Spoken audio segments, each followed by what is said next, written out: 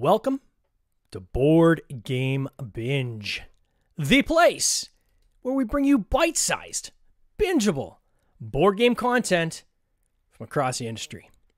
I'm your host, James Staley, and in this episode, we're chatting with Richard Jender, a content creator and host of the YouTube channel Jenders Gaming.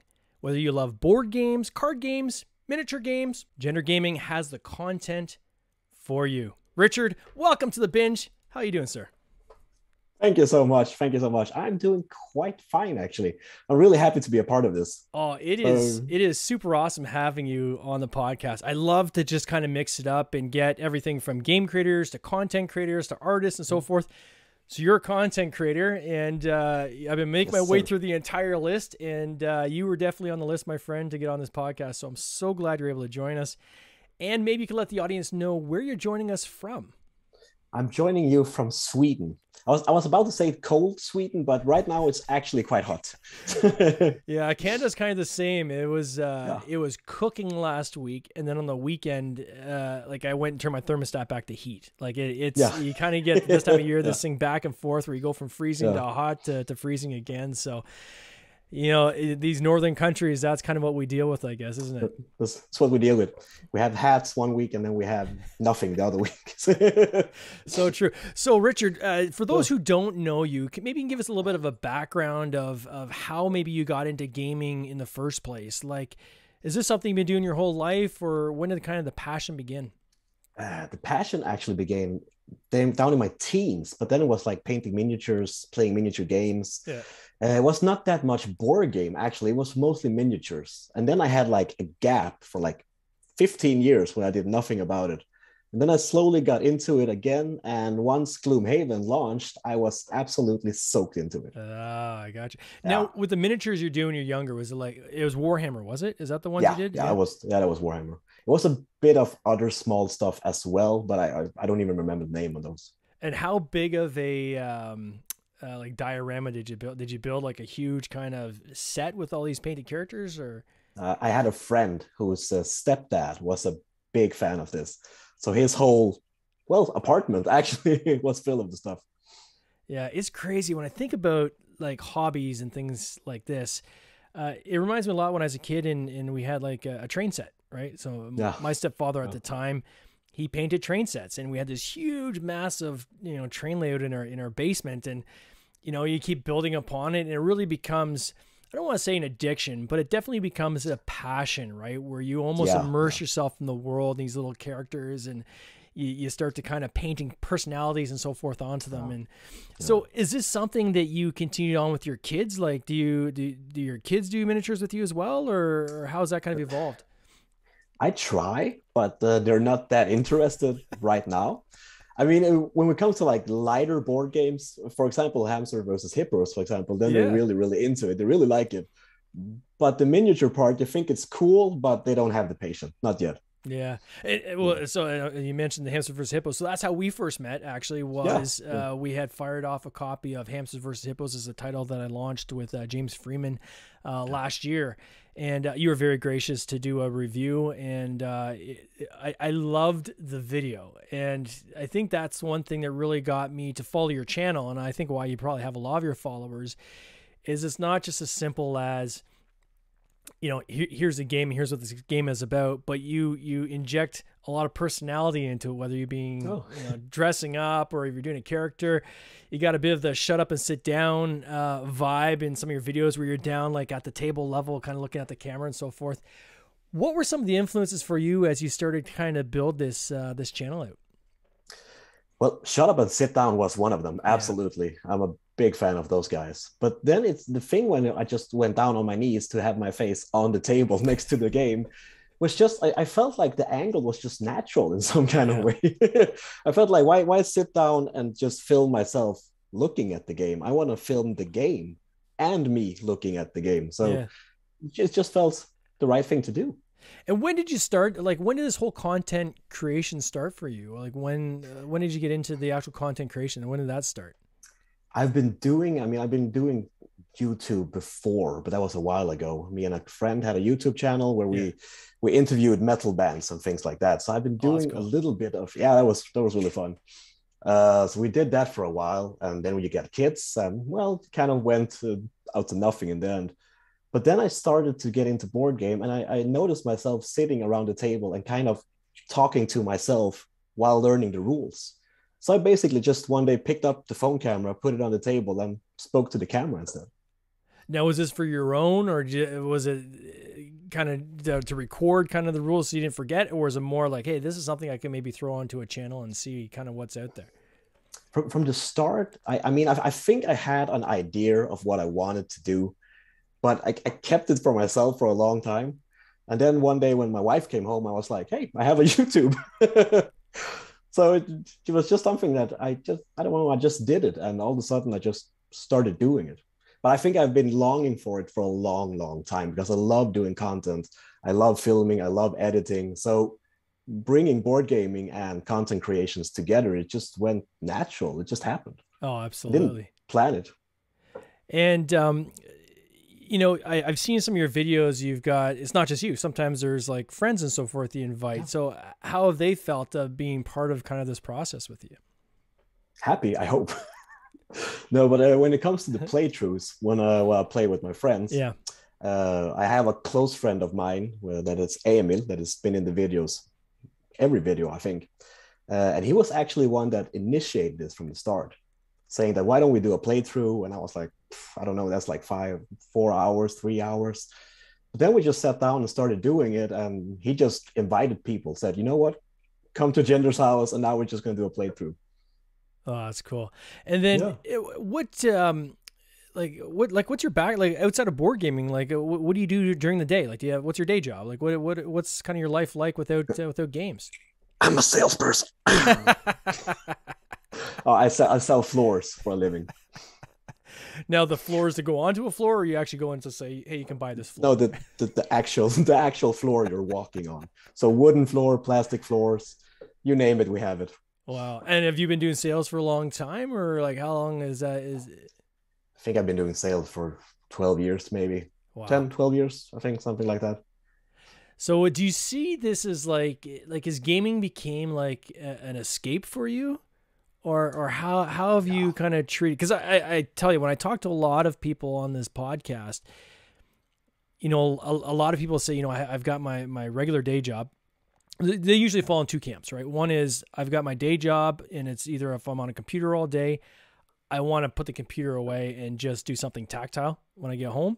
In other cases, you talk to people that sometimes have things that is integrated quite well with their gaming life. So in this case, this is kind of like an escape for you then, is it? Oh yeah, it's definitely is. I mean, I haven't even mentioned my YouTube at work. So this is really me going into work, into my studio, locking the door, and then I'm just doing my thing. But this is kind of the same thing when I'm gaming. I get into the world, I get into the miniatures or board game or whatever it is, the story. And then I just lose myself in there for a couple of hours. And then I come back to this world again. Yeah. How has your gaming evolved over the past several years? Like now, obviously, you've got children and so forth. But, you know, has things shifted over, you know, the past decade or so in your approach to games? Or it definitely had. From the start, I was really like, it has to be miniatures. And there has to be miniatures in it.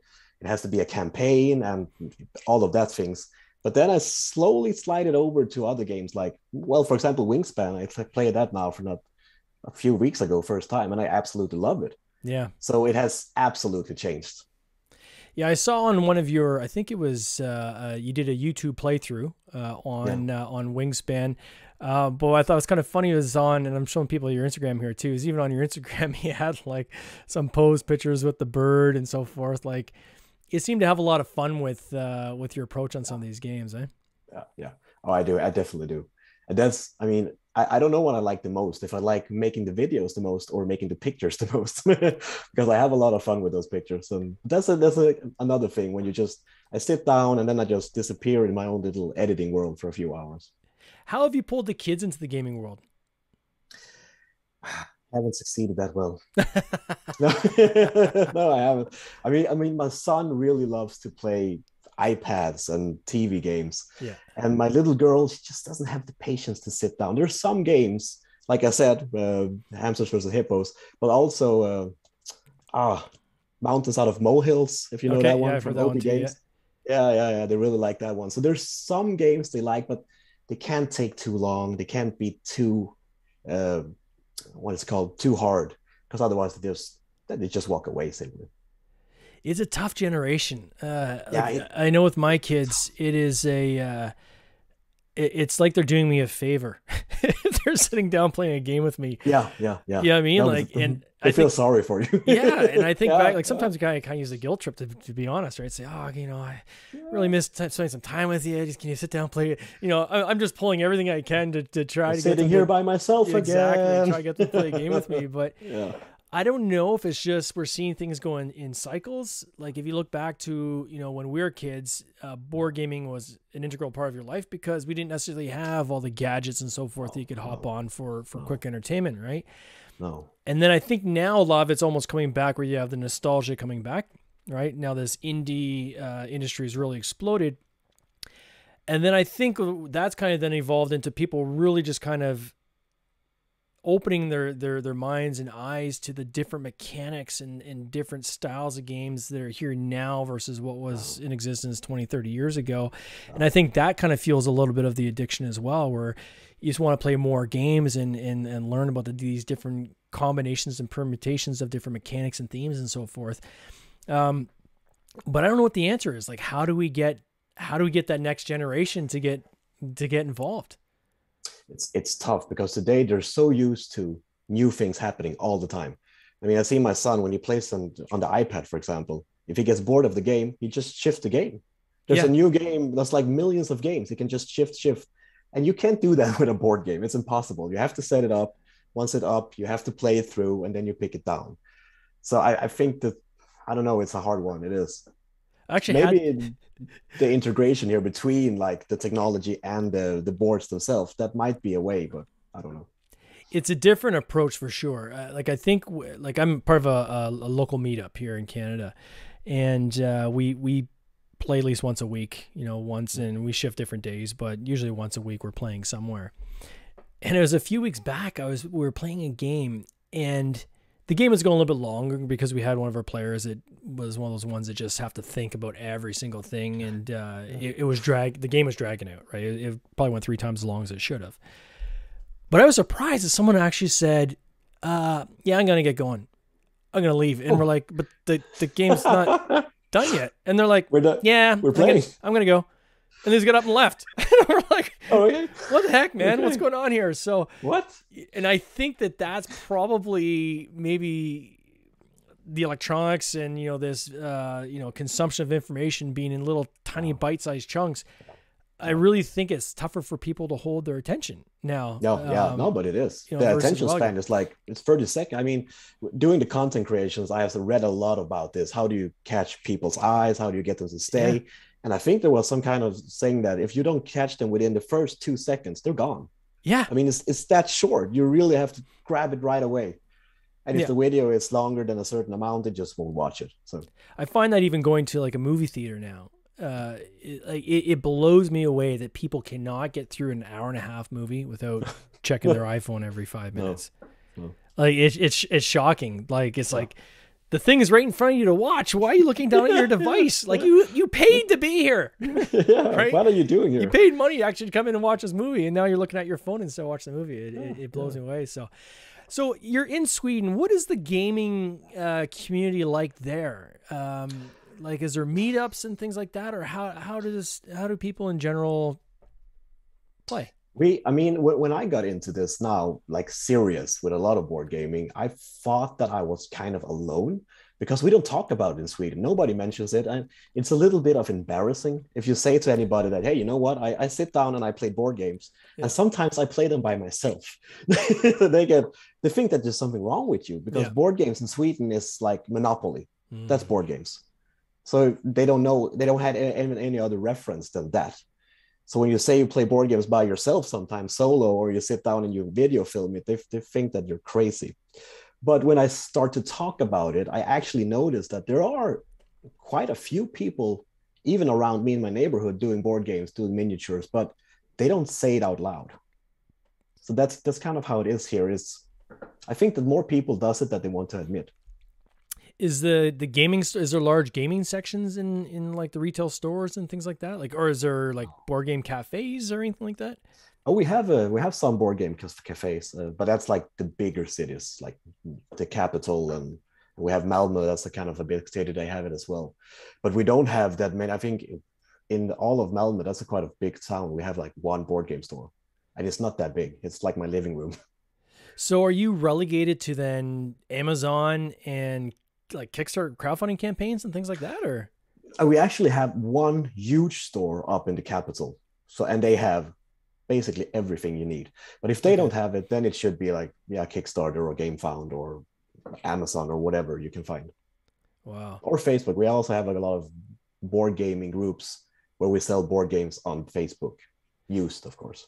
So it's almost like an emerging kind of community, still kind of blossoming, I guess, eh? It's still, I wouldn't say new, but it's a growing community here. Yeah. Especially now since the pandemic, then I think a lot of things happened. People were playing a lot of more board games. Is there meetups or anything like that? Do you guys do local meetups where strangers can come and learn to play games and things like this? Or there might be, but I haven't. I mean, if there's a board game cafe, I mean, I guess they have meetings, but not random meetings. No, not events or anything like that. It sounds like something that Jenders Gaming should start. Yeah, definitely should start doing something about it. So with your channels, how have you, like, I noticed YouTube, obviously, you've got now TikTok, and I follow you on TikTok, and Instagram. How have you tried to promote or grow those channels? What's been your approach? It all started with YouTube. And then I thought, you know what, I'm going to get an Instagram, because on Instagram, you reach more people. It's easier for you to reach out. Yeah. So for a long time, Instagram were like my platform to tell people about YouTube. And I use a lot of communities on Facebook, try to be involved, I try to speak. And then every now and then I do some shameless self-promotion. But also TikTok is, I was against TikTok for quite a long time, actually, but TikTok is a great way to reach a lot of people in a short amount of time. Oh, yeah. So TikTok have probably helped me a lot to get my YouTube channel out. I have like YouTube is my base, and then the others are around the YouTube channel. So basically, if you do not like YouTube, you're probably not going to like my Instagram either. Well, it's long format versus short format, right? And when, you know, I've talked to a lot of people, and on the podcast and even after the podcast, where I'll talk to, you know, guests and say, you know, how's it, you know, are you working on TikTok yet? And there's almost this resistance. And I think there's still this false belief out there that TikTok is just dancing vids for young kids. Yeah. And what they don't realize is, as a platform, it is aged up probably the most rapid I've seen of any platform, right? Yeah. So this isn't like Snapchat. Like, this is a platform where, you know, people in their 30s, 40s, and 50s are actively on there, spending hours watching clips that are, you know, 15 seconds to a minute long each. Yeah. And there's everything from instructional videos to educational things, motivational. Like, there's a ton of content on there that has nothing to do with kids dancing, right? And when people realize that and open their minds to actually go on the platform, I think what they are initially shocked to is what you're saying, is that you can reach a large number of people organically, not paid, but organically, very, very quickly. Yeah. And it's almost a need to have. Like, I don't, if there's any game company out there that's not on TikTok, they need to get on TikTok. Yeah. Like yesterday, right? I would say creators as well. If there's creators out there that have this feeling like I had, just like you said, because I was one of them that felt like, wow, but TikTok, it's not for me. I'm bald and I'm a man. I don't fit in there. But then I gave it a shot. It was actually, you know, the card game Viking Raiders. Yeah. It was actually the creator of Viking Raiders that said, you know what, just do it. Just go in there and have a look. I went in there and I said, I don't know. But then when I saw it, I was like, okay, I'm going to give it a try. And it's been good. Yeah. I'll give you another stat. So Board Game TikTok is a TikTok channel. They have 750,000 followers. All right, wow. 750,000 followers. There are a lot of people consuming board game content on TikTok. His TikToks are only about games. So he'll do a quick, 45, 60-second overview of what a game is about and the essence of how to play the game. It's a very formulaic approach he has on each one of his videos. But he has an incredible following, right? And each of his videos are in the tens of thousands, if not hundreds of thousands of views. So if that's not a stat to get people to pay attention in the board game industry, I don't know what is. No, but that is, I mean, he would reach a huge amount of people with the games. Yeah, exactly. Definitely, yeah. Now, does that convert into crowdfunding? I don't know yet, right? So, you see a lot of people interacting. The challenge when you have, I think, short format content is people are quickly moving on to the next thing. So to get them to actually engage or perform an action on something you're trying to communicate in that 15 to 30 seconds, you're probably not going to have the same conversion that you have, say, on YouTube, where you can explain things longer and so forth, or even Instagram in this case. But it is the platform to be on. So I'm not going to stay on a big TikTok soapbox, but gosh, guys, get on TikTok, right? So definitely. So how do you plan to grow your channel from here? Like where do you see this kind of over the next year or so? Well, my first goal was to reach 1,000 subscribers on YouTube, and I have just surpassed that last month. Oh, congratulations. So thank you so much. So I guess my next goal is like 5,000, but I don't know how fast. And I mean, right now I'm just having fun with it, but of course I would like to grow, and of course I would like to have a lot of subscribers, but my goal is to have 5,000 subscribers in 2 years, maybe. I don't think that's impossible. Yeah. It's a high number, it is, but I think it's possible. From other content creators I've talked to, the first 1,000 is the most difficult. Yeah, right. Definitely. And then as soon as you get to the first 1,000, I don't know if it's the algorithms kicking in or what, but usually they accelerate the growth from there. Right. Yeah. So has there been anything you've learned? Like, is there any tips or tricks you would kind of offer up to other people who are content creators, things that you've kind of figured out along the way that you kind of had to just learn yourself? Or? Well, I would say, I mean, I know this is like everybody says it, but I would say do not watch too much of what everybody else is doing. Yeah. You should just do your thing and then watch your own videos every once in a while and see, you know what, I didn't like that part about myself. Maybe I should change this. Maybe I should do that. And that's kind of what I'm doing. And I'm still doing that, trying to watch my own videos and seeing that, okay, you know what, maybe I shouldn't do this intro. Maybe I should change that part. But also, like we talked before with the TikTok, try to do, I mean, if you're into YouTube, you should do the YouTube video, but try to do shorter promotional clips about your YouTube clips to Instagram or TikTok or Facebook or whatever your flavor is. Because those videos actually pulls in a lot of traffic to the video once it's released. That's interesting. So then do you link... because I know Instagram, for instance, you can't drop a link. I don't think. Nope. I think they're going to do some change on that in terms of overlays, but you can't link straight to another thing in your post, but you can put a link in your bio, or you can create a link tree and so forth. So is that what you do? Do you say, hey, link in bio, or? Yeah. I use the link tree, it's called. You have it's like a website that can create different kind of links for you. And that's a brilliant tool because in there you can link to TikTok and Facebook and YouTube and whatever on one page. So in every post I do on, for example, Instagram, I post link to channel in bio. So a little short description about the game, a picture, a video, and then linking bio. Would you say that your audiences are unique on each of the platforms? Or are you seeing overlap, or do you have any insight there at all? There's a few overlaps, I would say. I see some of them coming over, but what I have noticed is that there seems to be people are stuck in their platform.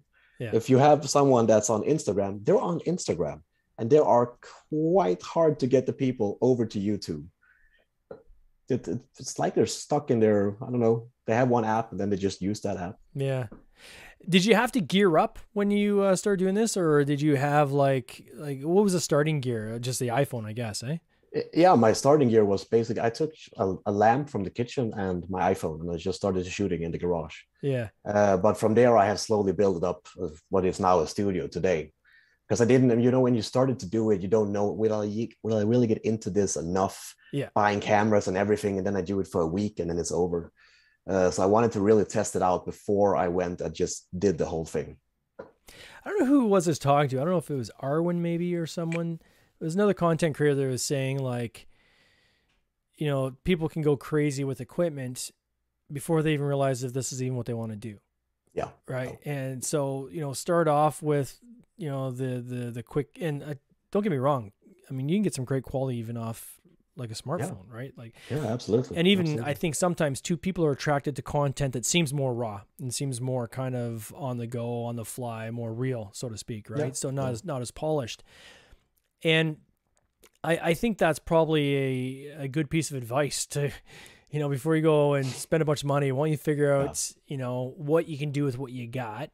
There's tons of videos even on YouTube and on Instagram and on even on TikTok of people giving you advice on how to light a video properly, right? Using just what you have in your house. So you don't have to go crazy.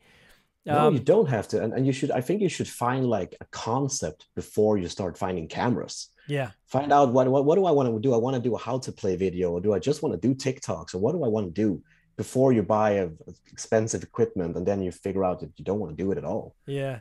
It's starting the wrong way. And when did you start getting into like reviews and things? I mean, you reviewed Hamster vs. Hippos again, which was how we met, and I think you did a great job. But what got you doing the reviews themselves? Like, when did you kind of think, yeah, I'm going to do more than just playthroughs now? I want to actually start reviewing new games that are coming out and things like that. I don't know when I don't even think that was I wanted to show how the game works. That was my thing. I wanted to show, like, I didn't just want to talk about the game and give you my opinion. I also want to show you, how does the game actually work? Yeah. How does it play out? And from there on, I started to talk about, well, what do I feel about the game as well? So in my videos are kind of like a mixed. It's a mix of me showing you what the game is about and me telling you a little bit of what I think about it. My favorite thing about reviewers and previewers and content creators, quite frankly, is their ability to explain my game better than I can. Right? Like, I'm serious. Like, if I create a video on how to play a game I've created, it's okay. But man, it's going to look way better if someone else does it, coming in from the third. And I'm not sure if it's just I'm too close to it and it's having someone else that can kind of distill it down to the essence. But there's definitely a role, right, for these content creators in really helping make games more accessible to people. And I think that's what this is really all about, isn't it? Is making games more accessible to the general audience members, right? Oh yeah, definitely. But that's one of the things that I actually have in the back of my mind. I don't want to make it too complicated. Yeah. I mean, you can spend all the time in the world talking about mechanics and different movements and everything, but what it really is you moving one piece to another place. So we don't have to make it too hard. And I want to, like, just like you said, make it more accessible. Make everyday gamers go in on YouTube and see how they can play your game. Yeah. Any aspirations to create a game of your own? Or have you got anything on the works in the background? Anything that you can talk about? No, I haven't. You know, you always have like dreams. Yeah. One day of making a big dungeon crawler or something, a thick story. But that takes a lot of time. And that's time that I just don't have today. Yeah. But maybe when the kids are older, yeah, absolutely. It's interesting. If you look at like Chorus Quest, right? That was a game that done with, I think Dan Hughes, was it, in the UK. And he took his love of games and said, you know, I want to create a game, but again, finding time is tough, but I'm going to use this as a way to actually do something with my kid, right? Oh, and they created a game, right? And so I think it's interesting when you are in this industry that there's ways that you can work your passion into your tight schedule, right? Yeah. And if it's, you know, I got this much time that I'm going to be spending with the kids this evening when I get home from work, well, maybe a portion of that could be trying to create something together. It doesn't have to be fantastic, but it's more the process and the exercise of going and going through those motions, I think, is where the gold is, right? More than anything.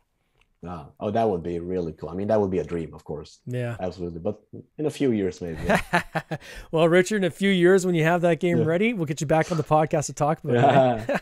I love it. Love it. I'll be there. If people want to follow you, I've got your social channels linked in the show notes, but maybe you can just kind of read them off really quick if you don't mind for people that are listening. How can people find you on your social channels? Basically, if they search for Jenders Gaming, they can find me on Instagram, on YouTube, and on TikTok. I'm on Twitter as well, but I'm not that active there. So YouTube is the main channel. Nice. Jenders Gaming, gender with a J. And again, if people want to check it out in the show notes, I encourage you to check it out.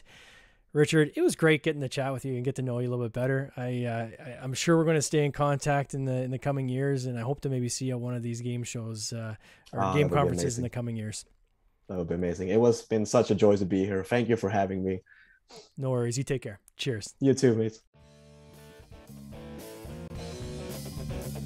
This has been an episode of the Board Game Binge podcast, hosted by James Staley, produced by James Staley and Mike Bruner, with original music by Nick Smith. If you would like to watch these interviews live, simply subscribe to our YouTube channel, Board Game Binge, and you'll get access to live interviews, giveaways, and interesting board game content from across the industry.